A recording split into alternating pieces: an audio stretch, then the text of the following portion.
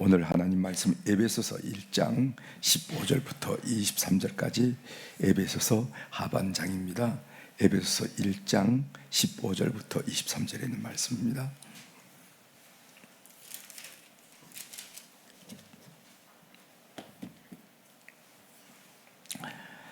15절부터 이로 말미암아 주 예수 안에서 너희 믿음과 모든 성도를 향한 사랑을 나도 듣고 내가 기도할 때 기억하며 너희로 말미암아 감사하기를 그치지 아니하고 우리 주 예수 그리스도의 하나님 영광의 아버지께서 지혜와 계시의 영을 너희에게 주사 하나님을 알게 하시고 너희 마음의 눈을 밝히사 그의 부르심의 소망이 무엇이며 성도 안에서 그 기업의 영광의 풍성함이 무엇이며 그의 힘의 위력으로 역사하심을 따라 믿는 우리에게 베푸신 능력의 지극히 크심이 어떠한 것을 너희로 알게 하시기를 구하노라.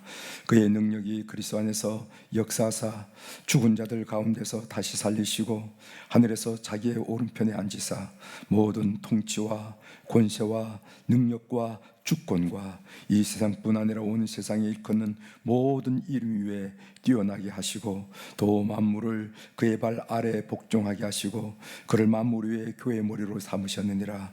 교회는 그의 몸이니 만물 안에서 만물을 충만하게 하시는 이의 충만함이니라. 아멘. 23절까지 함께 읽었습니다.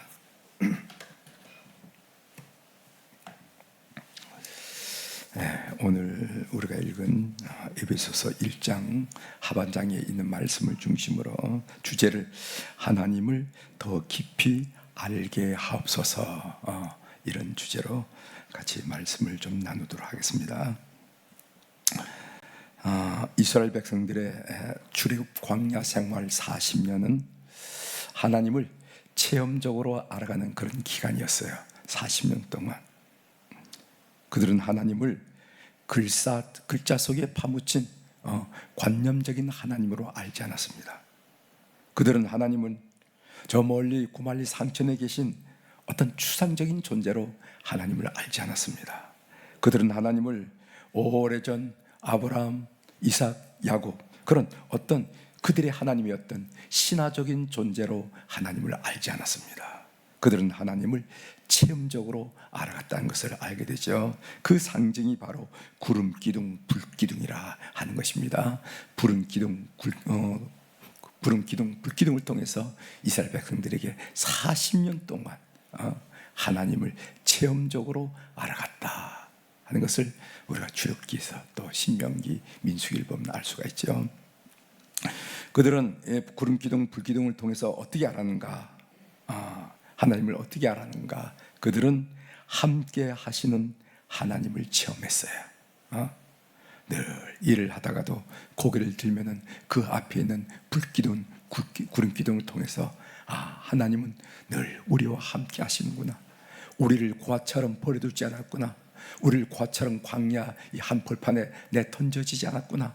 이런 것을 인식했다는 거죠. 또 그들은 인도하시는 하나님을 그들은 체험했습니다. 그래서 구름 기둥, 불 기둥이 가다가 머무르면은 그곳에서 장막을 치고 텐트를 치고 야영을 했고, 또 구름 기둥, 불 기둥이 일어서 이동을 하면은 다 텐트를 걷어서 갔어요. 하나님은 이 광야, 이정표가 없고 지형지물이 없는 이 땅이지만은 하나님이 우리를 이끄시구나, 인도하시는 하나님으로 이해했고, 그 다음에 그들은 보호하시는 하나님을 체험했습니다. 앞에 있던 불기둥, 구름 기둥이 뒤에서 이스라엘 백성들이 추격해 올 때, 또 여러 부족들이 추격해 올 때 그 불기둥은 그들 사이에 딱 버티고 서서 그들을 보호하는 것을 경험했다 이 말이죠. 그리고 그들은 때를 따라 돕는 하나님을 경험했습니다. 우리가 하나님을 때를 따라 돕는 하나님 이렇게 고백하는데, 낮에는 구름 기둥, 여러분 광야가 한 40도 정도 되는데 열풍이 불거든요. 그럼 사람이 입이 바싹바싹 마르고 금방 죽어져 나갈 때 구름 기둥이 딱 해서 햇빛을 가려서 얼마나 시원함을 느꼈습니까? 또 밤에는 얼마나 추운지 몰라요. 그래서 하루에 일교차가 심한데 밤에는 너무 추워서 어려운데 그때는 불기둥이 활활 앞에서 타오른다 이 말이지. 그래서 우리 하나님은 때를 따라 돕는 하나님이구나. 그럼 그렇지. 하면서 그들이 하나님을 체험적으로 알아갔다는 거죠. 그들은 누가 뭐라고 하더라도 나의 하나님은 이런 분이시다, 우리의 하나님은 이런 분이시다, 똑똑하고 분명하게 고백할 수 있었습니다. 우리도 삶을 통하여 날마다 하나님을 체험적으로 깊이 알아가는 교우들이 되기를 주의 이름으로 축원합니다. 하나님을 관념적으로, 추상적으로, 신화적으로 아는 게 아니라, 철학적으로 아는 게 아니라, 우리와 함께 동행하시고 우리의 삶을 인도하시고 때를 따라 돕고 때를 따라 우리를 보호하시는 그런 하나님으로 인식하는 것이 중요하다는 거죠. 사도 바울은 하나님을 잘 안다고 스스로 생각했던 인물이었습니다. 그는 적어도 바리새인 중에 바리새인이었어요. 뿐만 아니라 가마리엘 문화라는 것은 그 당시 유대사에서 율법을 해석하는 중요한 지파가 있었는데, 학파가 있었는데 그 중에 가말리엘이 있었거든요. 그 가말리엘 문해성으로 율법을 깊이 공부하고 또 깊이 살아가려고 애썼던 사람들이 가말리엘 사람들인데, 거기에 문화라 이 말이죠. 그렇게 볼 때 누구 보더라도, 그 당시 누가 보더라도 바울이 나타나면 저 사람은 참 하나님을 잘 아는 사람이라고 남들도 그렇게 생각했고 본인도 그렇게 생각했어요. 그러나 그가 예수 그리스도를 만난 후, 다마스커스에 가는 도중에 예수 그리스도를 만난 후 그가 얼마나 하나님을 잘못 알고 있었는지 알았습니다. 하나님을. 자, 이제 한번 본문을 좀 보도록 하겠습니다. 15절 이로 말미암아 주 예수 안에서 너희 믿음과 모든 성도를 향한 사랑을 나도 듣고. 그러니까 바울 사도께서 그 에베소 교회 성도들, 그 교회 성도들의 얘기를 듣고 있는 거예요. 근데 어떻게 표현했냐면은 너희 믿음, 이 믿음이라는 것은 하나님과의 수식적인 관계를 설정하는 것을 말합니다. 그래서 믿음이 있으라 하는 이야기는 뭐냐면 하나님과의 관계를 잘 맺으라는 거예요. 그리고 사랑, 모든 성도를 향한 사랑, 이것은 이웃, 성도 사이의 수평적 관계를 설정하는 것을 말해요. 그런데 에베소 교회는 믿음도 좋고 하나님과의 관계도 교우들이 잘 맺어나가고 또 성도들이 서로 위로하고 격려하면서 그 사랑도 진하더라 한 얘기로 오늘 칭찬하면서 나가는 겁니다. 이어서 바울 사도가 에베소 교회의 교우들을 향해서 내가 이렇게 너희들을 위해서 기도한다 하면서 기도한 내용이 나오는데, 그 핵심 내용은 뭐냐면은 우리의 눈을 열어 하나님을 더 잘 알게 하소서, 이렇게 기도했다는 거예요. 우리의 눈을 열어 하나님을 그 말씀이 17절에 있죠. 17절 주목하시기 바랍니다. 우리 주 예수 그리스도의 하나님 영광의 아버지께서 지혜와 계시의 영을 너희에게 주사. 이 지혜와 계시의 영은 성령이죠. 그렇죠? 우리 성도들은 항상 성령 충만을 사모해야 됩니다.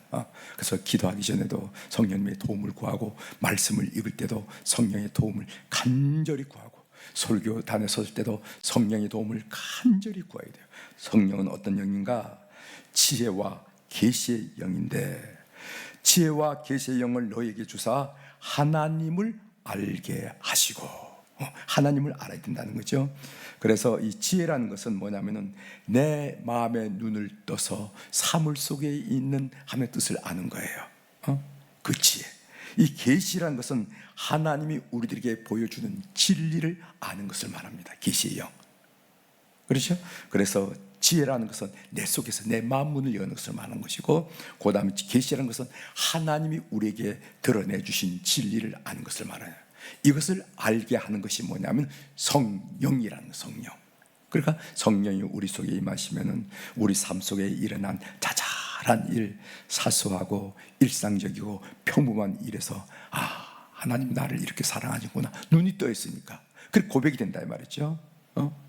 그리고 역사 속에서 일어나는 하나님의 계시의 일, 특별히 말씀 속에 뒤어진 계시의 일을 우리가 이룰 때 말을 깨닫는 것, 이것을 깨닫게 하시는 것이 성령이라, 이렇게 얘기합니다.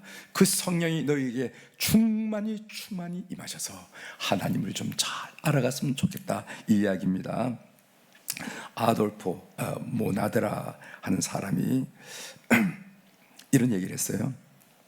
철학은 인간을 그 중심에 놓고 너 자신을 알라라고 말하지만, 그렇죠? 아리스토텔레스, 소크라테스 철학, 너 자신을 좀 알아, 이런 거죠. 철학은 인간을 그 중심에 놓고 너 자신을 알라라고 말하지만, 성경은 하나님을 그 중심에 놓고 하나님을 알라고 말하는 것이 성경이에요. 하나님을 알라. 하나님을 안다라는 것은 신앙의 출발점이고 가장 중요한 일입니다. 하나님을 잘못 알고 신앙생활을 하는 것만큼 위험한 일은 없어요. 여기서 안다라는 것은 지식 습득을 통해서 관념적으로 아는 것을 의미하는 것이 아니라 하나님을 몸소 경험해서 체험적으로 아는 것을 말합니다. 즉 친밀한 관계를 통해서 그 대상이신 하나님을 알아가는 거예요. 하나님이 이런 분이시네, 하나님이 이런 분이시네, 알아가는 것이죠.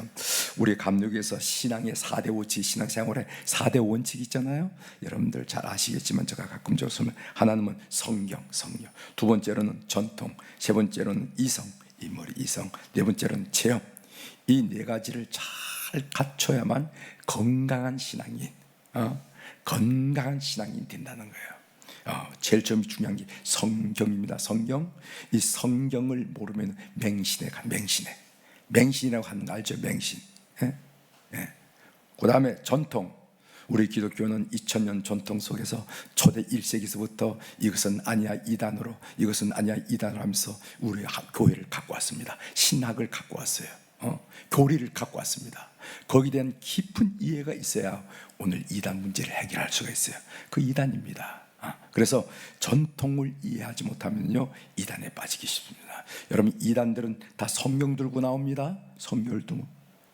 그런데 전통이라는 뭔가 이 성경을 어떻게 해석하는지, 그 교리와 그 역사를 규명하는 것이 전통이거든요. 그래서 그 전통을 잘 이해하는 목회자들 밑에서 신앙생활을 하는 것이 건강한 신앙생활을 할 수가 있습니다. 그렇지 않으면 우리 마음을 쏙 빼긴 빼는데, 빼앗아가긴 가는데 그것은 잘못될 수가 있다. 또 하나는 이성, 생각하는 걸 말하는 거죠.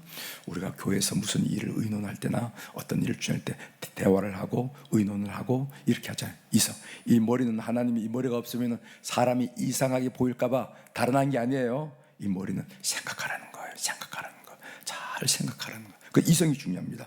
이 이성이 없으면 미신으로 빠지는 거예요. 미신. 여러분, 그 점치고 이런 거 다 미신이라고 그러죠. 그건 이성적 판단이 둔한 거예요. 그 이성. 그런데 가면 그 다음 이성적 판단을 못하게 되는 거예요. 이성. 그 다음에 체험이 뭡니까? 체험. 신앙의 체험이 없으면 무력해요. 신앙의 연조는 있고 경력은 있고 직분은 있지만 체험이 없으면 무력해. 뭘 못해. 그래서 첫 번째는 성경, 전통, 이성, 체험. 우리 사랑하는 교우들이 특별히 체험을 통해서 하나님을 알아가는 여러분이 되시길 바랍니다. 성도들이 알아야만 하는 하나님에 대한 세 가지 진리를 이어서 바울 사도가 말하고 있는데, 하나는 뭔가? 그것은 하나님의 부르심의 소망을 잘 알았으면 좋겠다. 두 번째로는 하나님의 기업의 영광을 좀 알았으면 좋겠다. 세 번째로는 하나님의 힘이 얼마나 크신지, 하나님의 힘의 크심을 알았으면 좋겠다. 이렇게 설명해요. 이런 걸 보면은 에베소서는 역시 좀 웅장하고 말씀이 논리적이고 깊이가 있다 하는 것을 느끼게 되는데, 한번 그 말씀을 여러분들과 함께 나누도록 하겠습니다. 첫 번째로 우리가 왜 하나님을 알아야 되는가? 첫 번째로 하나님의 부르심의 소망을 알아야 된다는 거예요. 18절 보세요. 18절 전반장만 읽어드리겠습니다. 전반절. 너희 마음의 눈을 밝히사 그의 부르심의 소망이 무엇인지 좀 알았으면 좋겠다는 거예요. 나의 관계없이, 성별에 관계없이, 부의 유무에 관계없이 너희를 부르신 소망이 뭔지 좀 알았으면 좋겠다는 거예요. 하나님은 무엇을 위해 우리를 부르셨는가? 부르심에 관한 성경 말씀이 참 많아요. 그 중에 몇 가지를 여러분들에게 좀 읽어드리겠습니다. 로마서 1장 6절에 보면은 너희도 그들 중에서 예수 그리스도의 것으로 부르심을 받은 자니라. 누구의 것으로? 예수 그리스도의 것으로 부르심을 받은 자라. 또 고린도전서 1장 9절에 보면 너희를 불러 그의 아들 예수 그리스도 우리 주와 더불어 교제하게 하시는 하나님은 미쁘시니라. 하나님과 교제하기 위해서 우리를 불렀다는 거예요. 저는 이 한 절 한 절 읽으면 행복하더라고요. 또 데살로니가 전서 2장 12절에 보면 이는 너희를 부르사 자기 나라와 영광에 이르게 하시는 하나님께 합당히 행하게 하려 함이라. 하나님이 우리를 부르셔서 그의 나라를 이루게 합당한 사람들로 만들기 위해서 우리를 부르셨다는 거예요. 여러분 베드로전서 5장 10절에 보면요, 모든 은혜의 하나님 곧 그리스도 안에서 너희를 부르사 자기의 영원한 영광에 들어가게 하시니가 잠깐 고난을 당한 너희를 친히 온전하게 하시며 굳건하게 하시며 강하게 하시며 털을 견고하게 하시리라. 하나님이 우리를 부르신 이유가 뭐냐면 자기의 영원한 영광에 들어가기 위해서, 너희를 온전하기 위해서 잠깐 이런 시련 주는 거 알게 하기 위해서라는 거예요. 우리 개개인에게는요, 하나님의 부르심과 하나님의 기대가 있습니다. 꼭 아셔야 됩니다. 나는 하나님의 부르심이 있고 나는 하나님의 기대가 있다. 나에 관계없이 기대가 있다. 근데 하나님의 부르심은 두 가지죠. 하나는 뭐냐면 구원애로 부르심, 두 번째로는 사역애로의 부르심이 있어요. 구원애의 부르심. 여러분 구원으로 딱 끝나고 세상대로 마음껏 살도록 하나님이 원하시는 게 아니에요. 여러분 구원시켜서 사역애로 부르심이 있다는 거죠. 그런데 우리가 신앙생활을 하다 보면은 이 하나님의 부르심에 대해서 확신이 흔들릴 때가 있거든요. 그때 성령님을 통해서 그 부르심의 소망을 확인함으로 말미암아 확신에 서기를 바란다 하는 게 이 첫 번째 그 바울 사도께서 에베소 교회들에게 한 이야기예요. 하나님의 부르심과 구원애로 부르심과 사역의 부르심을 삶을 살다 보면 흔들릴 때가 있다는 겁니다. 흔들 때. 아이고 내가 뭐 그럴 때 그게 아니라는 것을 성령을 통해서 다시 한번 확신하고 그렇게 살아나갈 수 있도록 그렇게 하기를 바란다 하는 뜻이에요. 두 번째로는 하나님의 기업의 영광, 18절 하반절이죠. 성도 안에서 그 기업의 영광의 풍성함이 무엇이며 그 기업의 영광의 풍성이 무엇인지 좀 알았으면 좋겠다, 이렇게 얘기하는 겁니다. 하나님의 부르심의 소망이 성도의 과거에 초점을 줬다면, 두 번째 이야기하는 것은 하나님의 기업의 영광은 성도의 미래에 초점을 줬어요.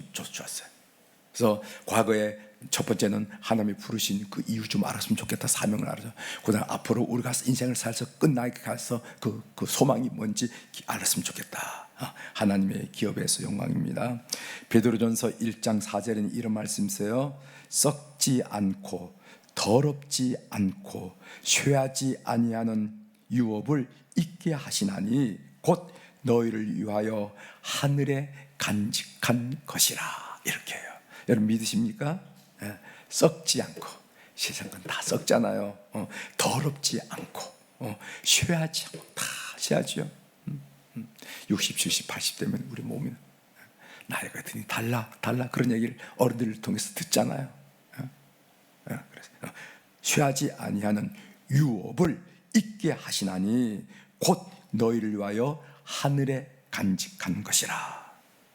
하나님이 우리를 위해 준비하신 하늘의 기업의 풍성함을 알게 됐으면 좋겠다 이 말이지. 그럼 더 자신 있게 살 수 있을 것 같아 이 말이죠. 더 탐되게 살 수 있을 것 같다는 거죠. 살고 죽음 문제에서 초연해서 살 수 있을 것 같아 이거죠. 여러분 요한계시록에 보면 말입니다. 특별히 천국의 모습을 갖가지 보석으로 묘사를 한 부분이 있습니다. 여러분 계시록 21장 9절부터 27절에 쭉 보면 천국에 갔다니까요. 금으로 거리를 깔고 12로 진주문이 12개인데 그 진주로 하고 홍보석, 녹보석, 적보석 이런 걸 아름다운 광경을 다 그렸습니다. 그래서 어떤 사람은 이거를 녹보석은 어떤 것입니까? 적보석이 어떤, 이렇게 질문하는 것을 목회를 하다 보면 경험 이렇게 해요. 그게 뭐지? 천국은 어떤 거죠? 이렇게 하는. 여러분 아셔야 될 건 뭐냐면은 계시록 21장에서 그리는 것은 뭐냐면 그 당시 인간이 경험할 수 있는 가장 고귀하고 화려한 게 뭐냐? 가장 화려하고 고귀하게 여기진 뭔가, 그것을 표현하는 거예요. 그 천국이 너무도 황홀하고 너무도 놀랐기 때문에 뭐를 가지고 표현해야지? 뭐 구름으로도 표현할 수가 없고 바위로도 표현할 수 없고, 그래서 그 당시 인간들이 인식하는 상시적으로 가장 화려하고 귀한 보석을 갖고 가는 그 같더라. 그래서 같으라고 그랬어. 그런 거 같으라고 그랬어. 다 같더라.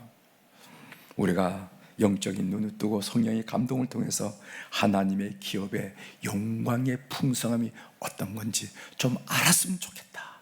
아는 여러분들이 되시길 바랍니다. 세 번째로는 하나님의 힘의 크심. 하나님의 크심. 19절 읽어보겠어요. 그의 힘의 위력으로 역사하심을 따라 믿는 우리에게 베푸신 능력의 지극히 크심이 어떠한 것을 너희로 알게 하시기를 구하노라. 하나님의 힘이 얼마나 크신지 알겠다. 여러분, 우리 인간이 조종할 수 없는, 그러나 인간이 속박당하고 있는 두 개의 힘이 우리 속에는 경험되는데, 그 하나는 죽음과 악의 문제라고 여기십니다. 죽음. 아무리 몸부림치도 인간이 죽음 문제 해결하지 못하잖아요. 그죠? 아무리 몸부림치지만은 우리가 악의 문제를 해결하지 못하잖아요. 그래서 인간은 누구나 죽게 되고 인간은 누구나 타락하기도 죄인이라고 이름이 붙일 수밖에 없다는 거예요. 하나님은 이 죽음과 악의 문제를 예수 그리스도를 통해서 해결하심으로 그의 힘의 크심을 우리에게 보여줬다는 겁니다. 그 말이 20절에 나오죠. 20절. 그의 능력이 그리스도 안에서 역사하사 죽은 자들 가운데서 다시 살리시고, 죽은 자들 가운데 다시 살리셨다는 것은 죽음을 이기는 부활의 능력을 말하는 거죠. 예수 그리스도를 통해서 우리에게 죽음을 이기는 부활의 능력을 보여주셨다는 겁니다. 이어서 하늘에서 자기의 오른편에 앉으사, 이것은 악을 이기고 승리하게 하신 능력, 그것을 우리가 승귀라고 그러죠. 하나님이 예수 그리스도를 하나님 우편에 앉았다. 이것은 승천하셔서 귀하게 되셨다는 거예요. 이것은 악을 이기고 승리하는 능력을 말하는 겁니다. 이 능력을 우리에게도 베푸셨다는 거예요. 이게 중요해요. 그래서 19절 중반절에 보면 우리에게 베푸신 능력의 지극히 크심이라는 단어가 나옵니다. 이런 우리의 높은 수준을 좀 알아냈으면 좋겠다, 이 얘기예요. 너 지금 연세도 많은 사람이고 뭐 노예일지도 모르고 가진 거 없을지도 모르지만 너가 어떤 존재인지 아니? 너는 보통 사람이 아니야. 아직도 그걸 몰라. 넌 보통 사람이 아니야. 이런 높은 수준의 삶이 너의 삶이야. 우리에게 베푸신 능력의 지극히 크신, 이렇게 지금 설명을 하는 거예요. 이거 좀 알았으면 좋겠다는 거예요. 이거 좀 알았으면 좋겠다, 이렇게 설명하는 것을 보게 됩니다. 삶의 적용으로 한마디 드리겠어요. 하나님을 더 깊이 알고 싶어하는 열망이 있기를 여러 교우들에게 부탁을 드립니다. 하나님을 좀 잘 알았으면 좋겠다. 아주 그냥 생명만 연장할 정도로 주일날만 나오지 마시고